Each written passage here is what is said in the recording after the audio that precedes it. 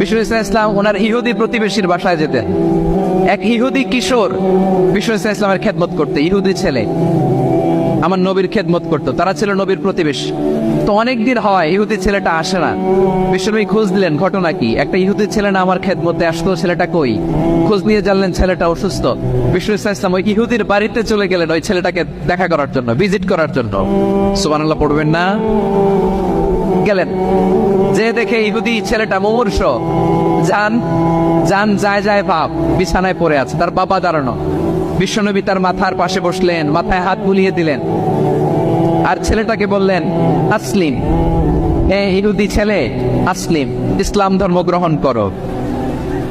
তো ছোট্ট ছেলে ভাবে আমরা ইহুদি, এখন ইসলাম ধর্ম গ্রহণ করলে আব্বা যদি বকা দেয়। ফানাযারা ইলা ওয়াজহি আবি, ছেলেটা তার বাবার চেহারার দিকে তাকালো, দেখি আব্বা কি কয়।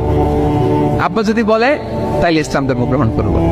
ইহুদি ছেলেটা তার বাবার দিকে যখন তাকালো, ওর বাবা বলে আতিয়া আবুল কাসিম, আবুল কাসিম যা বলে তাই শোনো, মানে মোহাম্মদ যা বলে তাই শোনো।